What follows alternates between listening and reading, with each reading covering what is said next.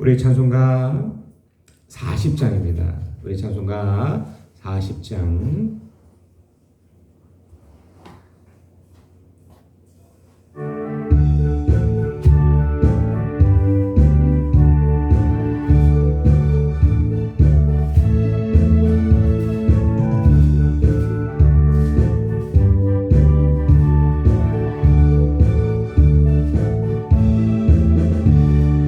찬송으로 보답할 수 없는 큰 사랑 주님께 영광 할렐루야.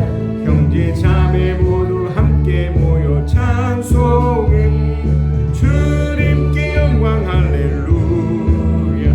하나님의 자녀여 크게 찬송 부르며 밝고 거룩한 길로 기쁨으로 나아가 주의 보좌 속히 들어가겠네. 주님께 영광 할렐루야. 우리 받은 주님 은혜 한량 없도다. 주님께 영광 할렐루야. 기쁜 찬송 부르면서 천국 가겠네. 주님께 영광 할렐루야.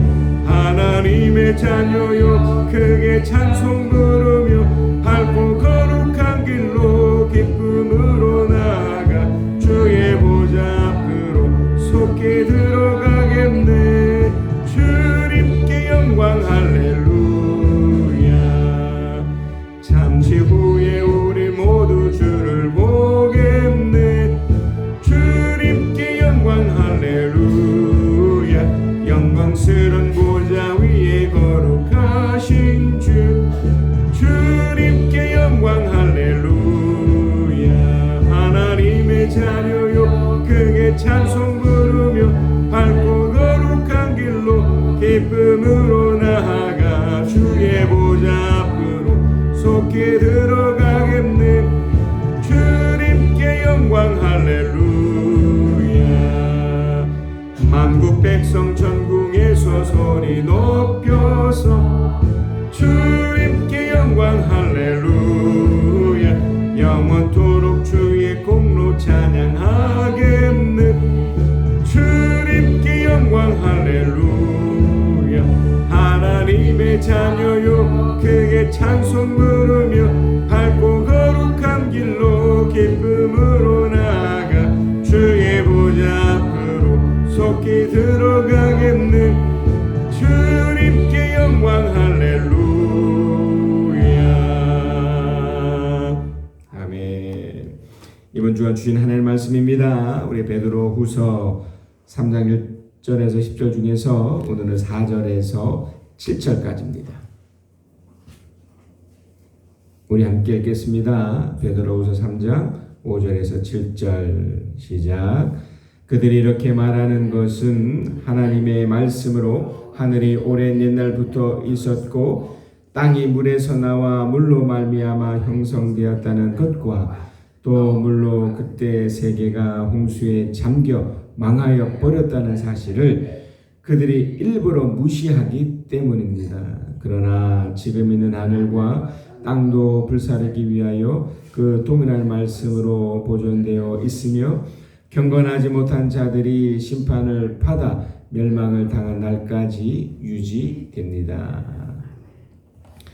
하나님이 세상을 이렇게 만드셨을 때 멸망을 목적으로, 심판을 목적으로 만들진 않으셨죠. 그 만든 피조물 중에 하나인 사람이 하나님 관계가 깨져서 그런 거죠. 하나님이 하는 말들을 무시했기 때문에. 오늘 본문의 말씀으로 의하면 그들이 일부러 무시하였기 때문에, 그 사실을 몰라서 몰랐다기보다 본인도 하나님처럼 되고 싶어서죠. 좀 더 쉽게 말씀드리면 이 세상이 진행되어지고 이 세상의 모든 것이 눈에 보이지 않지만 그 하나님이 진행하셨고 역사하셨다는 사실을 당연히 믿지도 않고 그 사실을 받아들이고 싶지 않은 겁니다. 자기가 잘나고 싶은 거죠. 자기가 대단해서 뭔가를 이루어서 함께하는 다른 사람들이 이제 인정해 주길 원했던 겁니다. 근데 그게 아니죠. 왜냐하면 피조물은 어디까지나 피조물이기 때문에. 베드로는 그 부분을 분명히 얘기를 하면서 하늘이 오랜 옛날부터 있었고 하나님의 말씀으로 이 세상이 자신의 어떤 것 상관없이 인간은 유한하기 때문에 항상 그 마지막을 향해 달려가고 있음을 알면서도 그것을 이렇게 만드신, 이렇게 창조하신 하나님을 무시하는 거죠. 분명 이 세상이 하나님의 말씀에 의해서 만들어졌고 또 놀라운 것은 땅이 물에서 나와 물로 말미암아 형성되었다는 것입니다. 세상이 결국 이런 것 때문에 아주 중요한 역사적 사건이 하나 있었습니다. 그 홍수 사건이었어요. 그 홍수가 사실은 그 노아 시대 때 있었던 거지 않습니까? 하나님의 인간의 수명을 120년으로 이렇게 단축시켰던 것도 그들이 하나님을 무시했기 때문입니다. 하나님을 인정하지 않고 자신이 잘나서 자신이 뛰어나서 뭔가 이루는 것처럼 여겼기 때문에. 그래서 하나님을 무시하고 하나님의 사람들이 사람의 딸들과 그렇게 결혼을 해버리고 또 그걸 통해서 마치 자신들이 잘나서 네피림 같은 그런 사람들도 만들어졌지만 창세기 6장에서는 분명히 이것이 하나님 보시기에 악하더라. 사람의 마음이 세상이 어떻게 되든 사람은 그렇게 악해져서 자기 말을 위해서 그런 하나님은 당신께서 보시기에 이것을 악하다 여기셔서 그때 물로 세계가 홍수로 잠겨 망하여 버렸다는 사실이 있었죠. 이건 뭘 말합니까?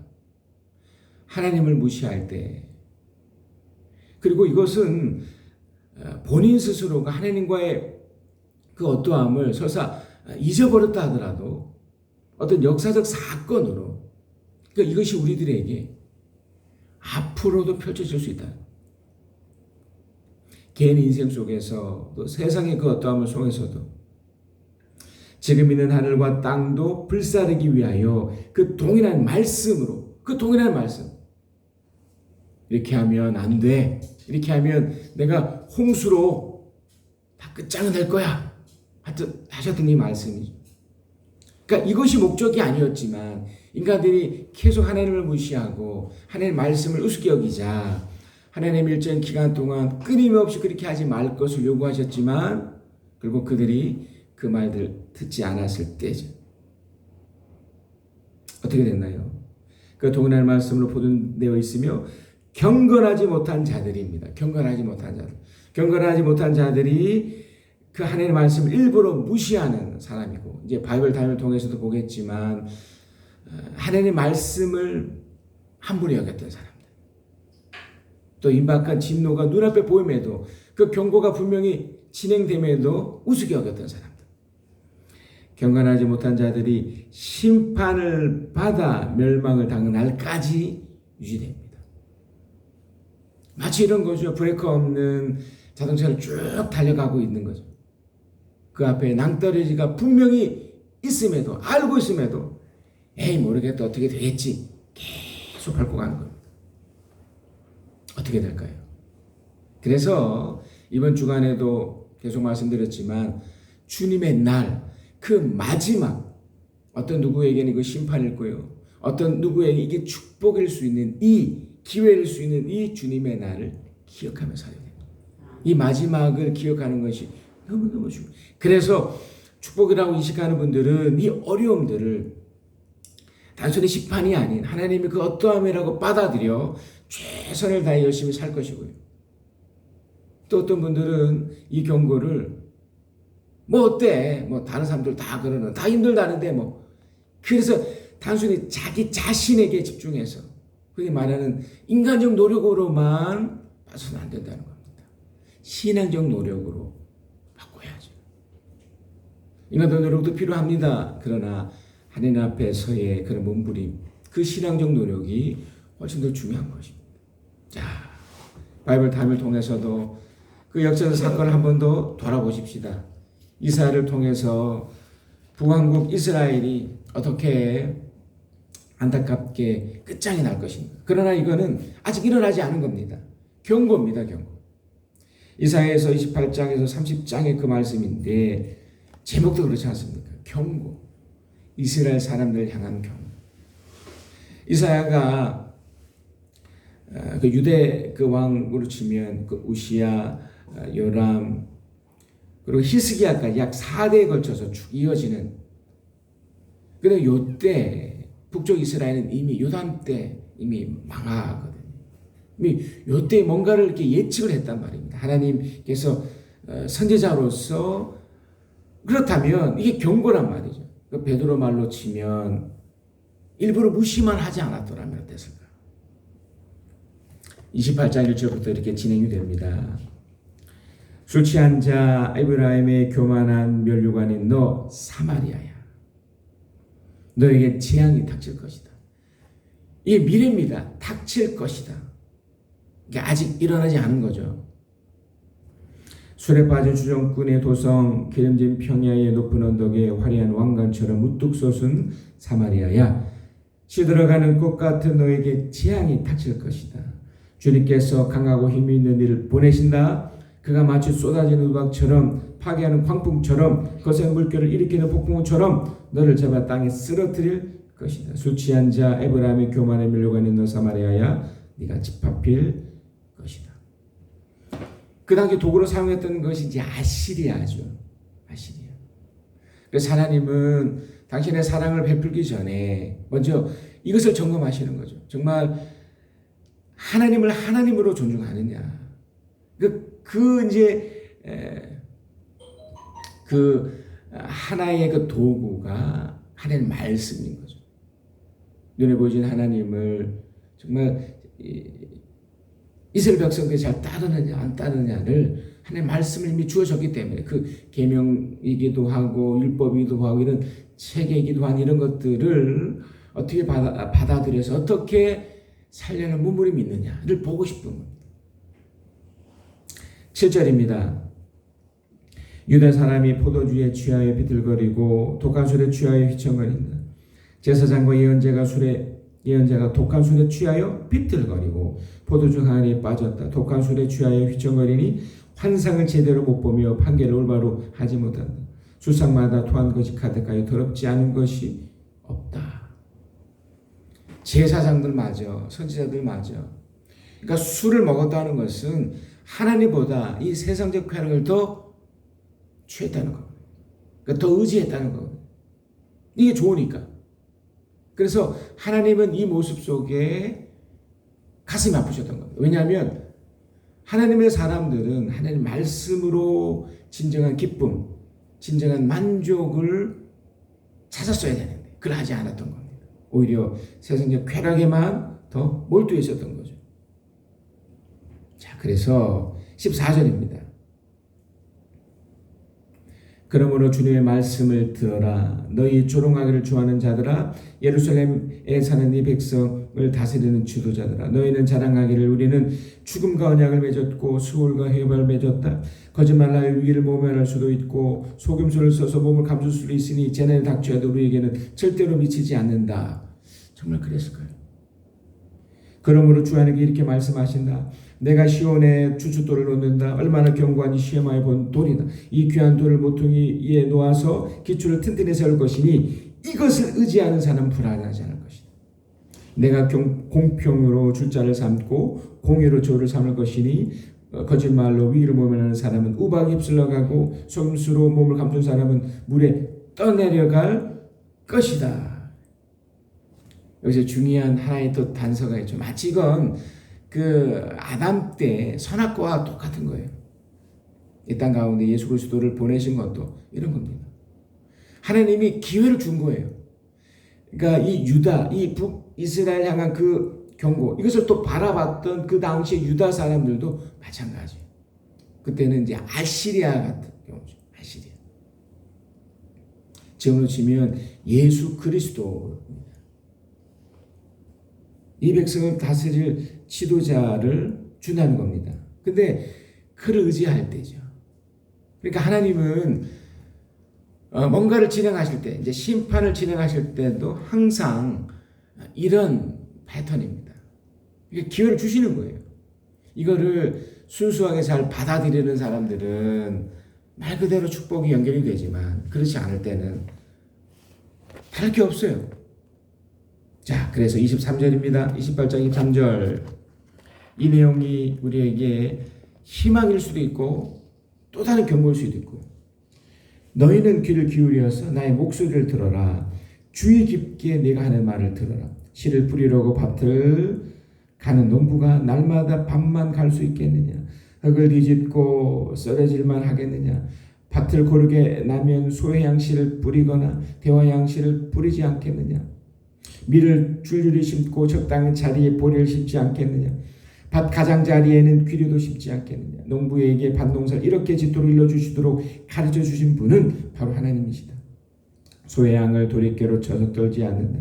대양 위로는 수레바퀴를 굴리지 않는다. 소양을 작대기로 가볍게 두드려서 떨고 대화양도 막대기로 가볍게 두드려서 떤다. 사람이 곡식을 떨지만 나날이 파수도로 떨지는 않는다. 수레바퀴를 곡식에 굴릴 때는 발발굽이 그것을 깨지 않는다. 이것은 만군의 주님께서 가르쳐 주신 것이다. 주님의 머리는 기묘 지혜도 끝없이 넓다.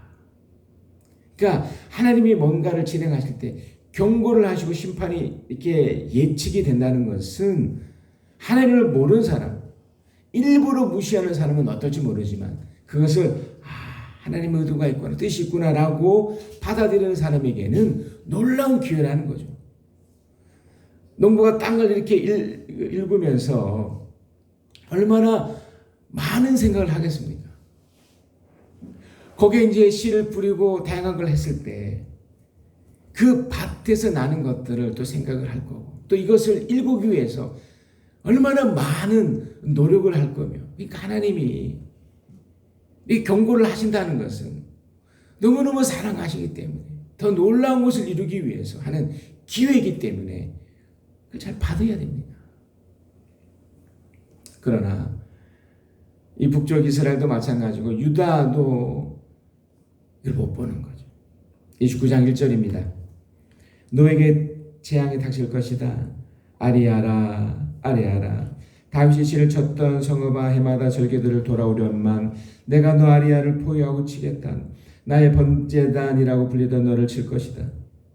네가 슬퍼하고 통곡할 것이다. 내가 너의 사면을 둘러 진을 치며 너를 삥 둘러서 탑들을 세우고 흙더미를 쌓아 올려 너의 성을 치겠다. 9절입니다. 너희는 놀라서 기절할 것이다. 너희는 눈이 멀어서 앞을 못 보는 사람이 될 것이다. 포도주 한 모금도 마시지 않는데 취할 것이다. 독한술 한 방울도 마시지 않았는데 비틀 것이다. 주님께서는 너희에게 잠드는 영을 보내셔서 너희를 깊은 잠에 빠지게 하셨다. 너희 예언자로 너희의 눈구시를 못하게 하셨으니 너희의 눈은 멀게 하신 것이요 너희 선견자 앞에 내다보지 못하게 하셨으니 너희 얼굴을 가려서 눈을 못 보게 하신 것이다. 이 모든 묵시가 너희에게는 마치 밀봉된 두루마리 글처럼 될 것이다. 너희가 그 두루마리 유식한 사람에게 가지고 와서 이것 좀 읽어주시하고 내주면 그런 두루마리가 밀봉되어 있어 모르겠소하고 말할 것이다. 너희가 그 두루마리를 무식한 사람이 가지고 와서 이것 좀 읽어주시하면 그는 나는 글 읽을 줄 모릅니다라고 말할 것이다. 근데 뭘 말합니까? 하나님이 놀라운 계획들이 진행이 되는 그 과정에서 이미 알고 있어야 될 그 사람들이 이걸 깨닫지 못하니 뭔가를 그 다음 사람들이 이게 뭔가 알고 있을 것 같은데 갔더니 빠져 있으니 이걸 밀봉되어 있으니 모른다는 거잖아요. 하나님의 사람들은 압니다. 하나님의 심판이 어떤 것인지 하나님의 축복이 어떤 것인지. 그래서 우리는 이 경고의 말씀을 잘 받아들여야 됩니다. 한 번 더 말씀드립니다. 이 경고는 전제가 있다고 말씀드렸습니다. 그러니까 하나님을 일부러 무시하는 사람이 아닌 하나님을 제대로 아는 사람들은 이건 경고가 아니라니까요. 기회이고 축복이라니까요. 자, 15절입니다. 29장 15절. 주님 몰래 음모를 깊이 숨기려는 자들에게 재앙이 닥칠 것이다. 그들은 어두운 곳에서 남몰래 음모를 꾸미는 자들이다. 누가 우리를 보랴? 누가 우리를 알게 한다. 그들은 매사를 거꾸로 뒤집어 생각한다. 진흙으로 옹기를 만드는 사람과 옹기장이가 주무른 진흙을 어찌 같이 생각할 수 있느냐. 만들어진 물건이 자기를 만든 사람을 두고 그가 나를 만들지 않았다 하고 말할 수 있느냐. 빚은 것인 자기를 빚은 사람을 두고 그는 기술이 없다 하고 말할 수 있느냐. 그러나입니다. 레바논의 밀림이 기름진 밭으로 변하고 그 기름진 밭이 다시 밀림으로 변하는 것은 시간 문제다. 하나님이 지금 어떤 경고를 하는 것은 여기에 의도가 있어요. 뭔가 당신께서 그 무언가를 하기 위해서 받아들이는 쪽은 이 경고를 받아들여 돌이키기만 하면 되거든요. 하나님을 인정하기만 하면 돼요. 그래서 그 하나님의 말씀 앞에 딱 들어가서 그 말씀 붙잡고 살려는 몸부림, 그 노력 자체만 있어도 가능해요. 근데 그걸 아예 일부러 무시하는 거죠. 18절입니다. 그날이 오면 분명히 말 그대로 D-Day가 있다는 거예요. 인류 역사도 우리는 직성적 세계관을 갖고 있으니까요. 언젠가 이 인류도 다 망한다. 끝이 난다. 하나님을 무시하기 때문에. 우리 인생도 그렇게 가지만 죽음이라는 인생의 종말이 있지만 우리는 어떻습니까? 죽음이 아니라 잠이 되는 거죠. 왜 그렇습니까? 그날 속에 하나님이 역전하시는 그 놀라운 은총이기 때문에. 그래서 18절에 그날이 오면 듣지 못하는 사람이 두루마기 그를 읽는 소리를 듣고 어둠과 흑암에 쌓인 눈먼 사람이 눈을 떠서 볼 것이다. 아, 이거구나. 전한 사람들이 주님 안에서 더없이 기뻐하며 사람들 가운데 가난한 사람들이 이스라엘 거룩한 분 안에서 즐거워할 것이다. 보복한 자는 사라질 것이다. 비웃는 사람은 자취를 감출 것이다. 죄 지을 기회를 엿보던 자들이 모두 끝장날 것이다. 그들은 말 한마디로 사람에게 죄를 뒤집어 씌우고 성문에서 재판하는 사람을 올무에 걸리게 하며 정당한 이유 없이 의로운 사람의 권리를 박탈하던 자들. 그러므로 아브라함을 구속하신 주님께서 곧 야곱 족속의 주 하나님 이렇게 말씀하신다. 이제 야곱이 다시는 부끄러움을 당하지 않을 것이고 이제 그의 얼굴이 다시는 수모 때문에 창백해지지 않을 것이다. 야곱이 자기의 자손 곧 그들 가운데 내가 친히 만들어준 그 자손을 볼 때 그들은 내 이름을 거룩하게 할 것이다. 야곱의 거룩한 분을 거룩히 받들며 이스라엘의 하나님의 경외할 것이다. 그래서 마음이 혼미하던 사람이 총명해지고 거스러든 사람이 교훈을 받을 것이다. 그래서 D-Day가 있어요. 그날 했습니다. 전도서에도 그런 표현이 있지만 분명히 때가 있습니다. 지금 이렇게 어려운 때가 분명히 진행이 되지만 반드시 이 땅 가운데서도 회복의 때가 오고요. 인생에 있어서도 반드시 그런 때가 옵니다. 큰 테마의 때는 하나님의 심판의 때, 하나님의 회복의 때, 하나님의 구원의 때, 하나님의 영광스러운 주 축복의 때, 그 천국으로 가는 때 이렇게 또 나눌 수 있겠죠. 그렇기 때문에 하나님이 하신 이 경고의 말씀이 진행될 때는 이 상황들을 이렇게 볼 때는 이 두 가지를 염려하셔야 돼요. 이 두 가지를 염두에 두고 살아가셔야 된다는 거예요. 자, 30장 8절입니다.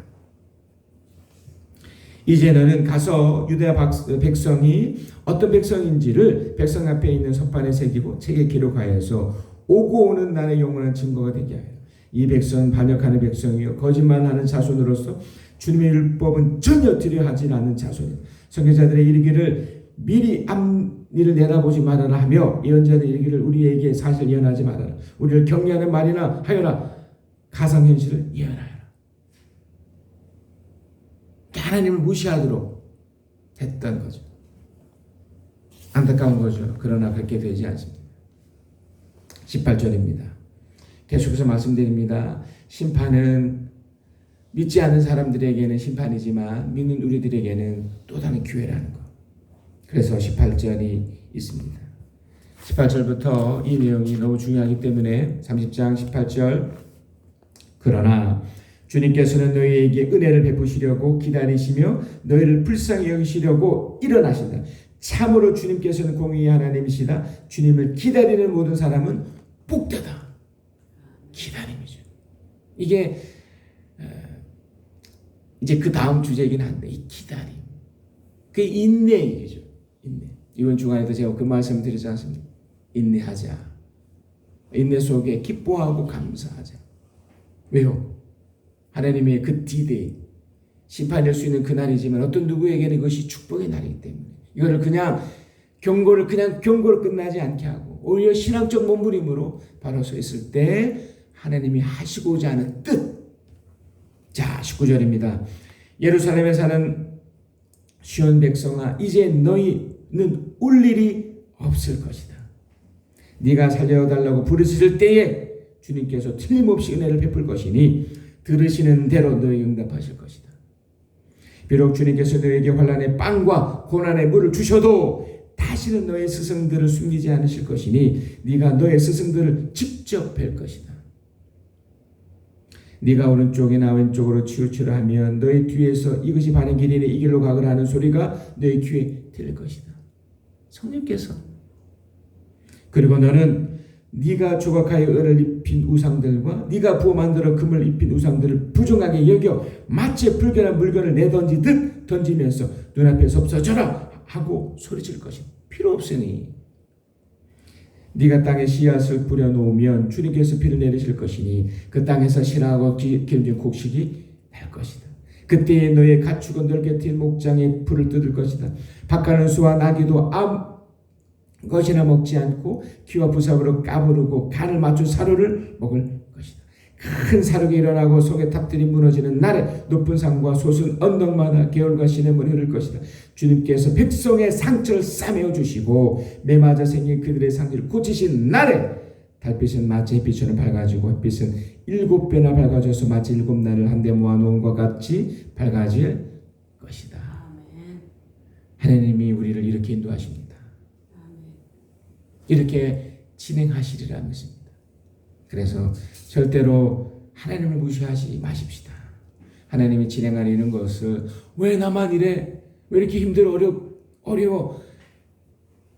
그 자체만 보지 마시고 이 속에 담겨있는 하나님의 의도를 충분히 깨달으셔서 맞네. 이 속에 하나님의 축복이 담겨있다면 내가 어떻게 해야지? 그래, 인내하자. 그럼에도 내가 감사하자. 그래, 그럼에도 기뻐하자. 너무 현실이 힘들어서 이렇게 받아들이기 힘들 수도 있을 겁니다. 그러나 조금만 지나보면, 조금만 시간이 지나서 베푸신 은혜를 생각하고 하나님의 의도를 정말 깨닫게 된다면 이 불평이, 이 불만이 아무것도 아니었구나. 하나님의 은혜가 임하십니다. 하나님 반드시 축복하시고 반드시 당신의 뜻을 펼쳐 가십니다. 기도하겠습니다.